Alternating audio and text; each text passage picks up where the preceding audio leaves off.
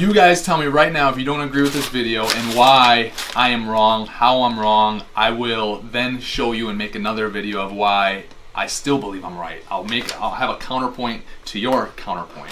Go. Ryder, our content guy, comes up with stuff all the time because he's got his own questions, and so his question is, why rent versus own your house when you're looking to build wealth? And so we're going to kind of go through, this will be a little bit longer of a video, but we're going to kind of go through my whole mindset behind it and thought process behind it. So let's just pop up Zillow, all right? And we're going to pop up Janesville, Wisconsin. And what we're going to do is we're going to find what's for sale. We're going to go to houses, not multifamily. And I want to find something that's kind of like a mid-range type deal, like, $150,000 will buy you, in this area, will buy you a decent little place. 150, let's keep it between 150 and 175 total. All right, here we go. Got a little 3-bedroom, 175,000, right? So, and what I'm going to do here, just throw that over there. All right, so what I'm going to do here is we got a $175,000 house. And that's, that's the house. That's the cost of the house. So now let's take a look at this for a second. You go on Zillow. Zillow's pretty handy because you can scroll down here. You can scroll down on Zillow. We can come up with estimated costs. All right, so this is saying a 20% down payment. Let's just face it. No one puts 20% down on a house these days. So let's say you put 5% down. All right, great. $8,750. So DP down payment $8,750. That's a down payment. Your mortgage is gonna be what's the math on that? 175 minus so we're at 167. Let's just call it 167. 166,250. Let's call it 167. We'll round up. Loan on it. All right. Let's call it a 3 point. This is saying these are pretty close to being real rates. So let's say it's 3.38%, 30-year fixed. Your mortgage, you're gonna have mortgage insurance, but just your mortgage alone is gonna be $736. That's principal and interest. But now remember, you got property taxes in there, you got home insurance in there. Okay, so now with all of that, the mortgage insurance, the property tax, and the home insurance, you're paying $1,217 a month. $1,217 a month to live there. Let's see how much of it's principal, because that's technically equity. All right, so let's see how much is principal. Principal on that would be, do they not break down principal on here?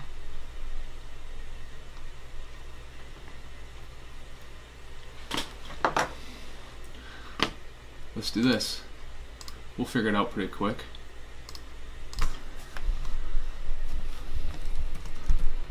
Let's see how much principal and how much equity you're going to be building in this loan. Mortgage loan amount, what did we say? 167,000. Yeah. We got 30 years. The interest rate 3.38%. Calculate. You're paying off $268 a month in principal. $268 a month. Principal. Alright, so now some people are like, yeah, but I'm gonna sit there, I'm gonna pay this thing down, I'm building equity right here. But what people aren't realizing is what happens when the appliance breaks. What happens when the refrigerator in that house, because let's take a look at that house. What year is that house? This house, see, we're not crazy. This isn't all brand new stuff. So somewhere throughout the time, whether it's a water softener, the furnace, the stove, the dishwasher, there's going to be a leak in the sink at some point. Some point there's probably a leak in the ceiling. And this isn't even counting if you want to paint it and make it all flashy, right? We're not even counting furniture here. We're not counting any of that stuff. Just the house. Let's say something goes wrong in the house and you got to spend, let's just say, even if it's $500 a year on maintenance. So $500 a year on maintenance.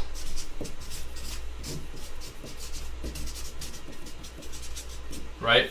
So we got $1,200 a month, which ballpark, that's going to be How much will that be a year? 1,217 times 10, 12, 12,000, 24, so like 14,400. 14,400 plus the 500 right there. So we got about $15,000 out the door annually. Now, yes, we've got equity building, right? 268 a month. Let's round it up to 275, which is 2,750. About $3,200 of equity build up annually a year. All right. Now, I'm gonna take this other piece of paper.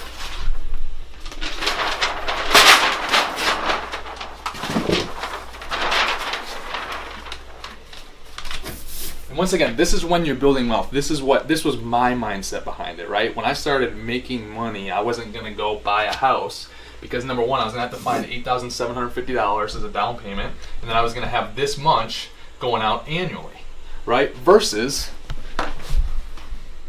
let's find an apartment in Janesville, Wisconsin. And I know the rates, but we will, because we have apartments there. But let's figure out apartments. What can we get for an apartment in Janesville? I'll show you where. This place is a pretty nice place. Right here, it's between $850, $1,400 a month, and let's use a 2-bed, 2-bath, $1,030 to $1,500 a month. Let's call it, what's right in between there? Let's call it $1,200 a month rent.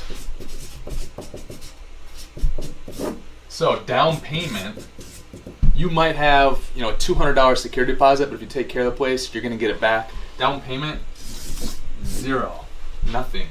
Monthly. All in. What did I say we were going to use, Ryder? Did I say 1,200? 1,200, yeah. Monthly, 1,200. Total a year, 12,000 plus 2,400, 1,440. 14,400, right? So we're coming in less, right? And once again, this is just if there's $500 dollars a year in maintenance. So let's just say one bad thing happens a year, and it could easily cost more than that, right?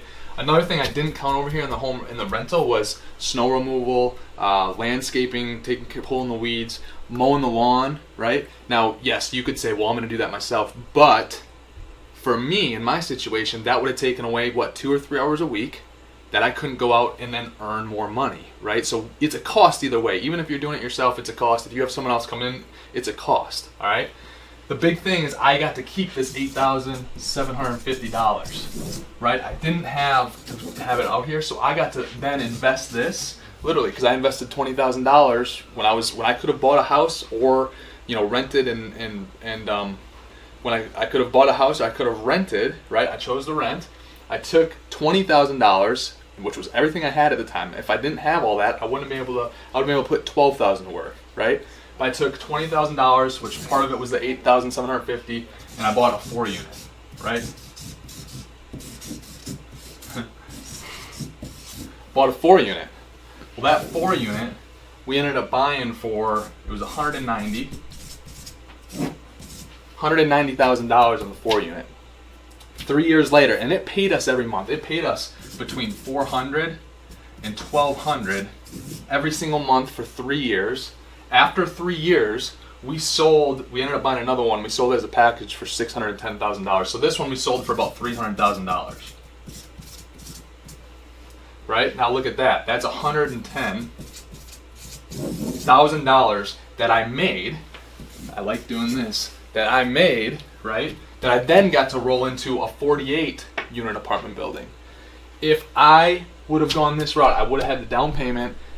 With my luck, something else would have gone wrong with the house, and I probably would have spent more than $500 in that first year doing stuff to it. We probably would have had another, $1,200, whether it was lost. If it was lost time, if I would have done it, if I was lost time, it would have been worth more than $1,200. But if I would have had another company do it, it would have been another $1,200, right? I don't know if that counted the electric bill and all that stuff. If you have Roger, hold on one second. If you have a water softener, right? Water softener stall.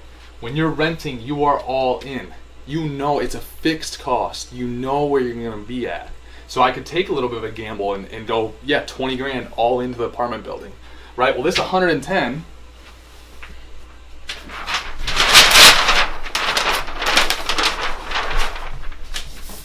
this 110 went into, like I said before, the 48 unit apartment building. 48 units, right?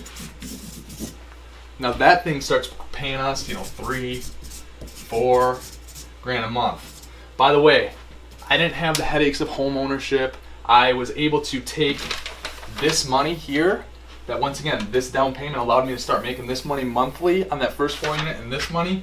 And I was able to, you know, grow my other businesses. I was able to, again, save 100K. I was able to invest that 100K into a company in 2016, and it's turned into over 800,000 in 2020. So once again, that's when I say it's rent versus buy a house. It's small. It's a small reason. Now, if you're in California, it's a no-brainer. Like, you should rent. It's more flexible. It's the down payment to buy a place in California. All that equity you could go put to work. And yes, you're gonna say, I can't find a 4 unit that's $200,000 in California.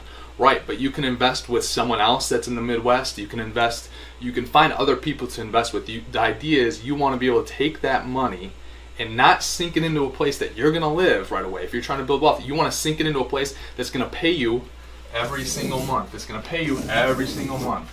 Your house is not gonna pay you every single month. Now, going back to this, all right? Because you're saying, well, you know, let's say 5 years later you sell this house. The national average is, I think, 3% that a house appreciates every year. All right. So let's just say 4 years later you could sell this thing for, even if it was like 200. Okay. Well, you sell it for 200,000. 5 years later means you would have paid down about, the debt on it is probably about 152. So right there, someone's like, hey, great, I made $48,000. You didn't make $48,000. Because once again, you have the maintenance, you have to deduct all of that stuff.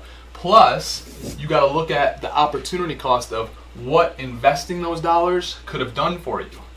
Right? It's a huge opportunity cost. What would I rather have? This right here, when I was, 20, 21, 22, buying a house, this 48K, but then really I'm subtracting out all these other things?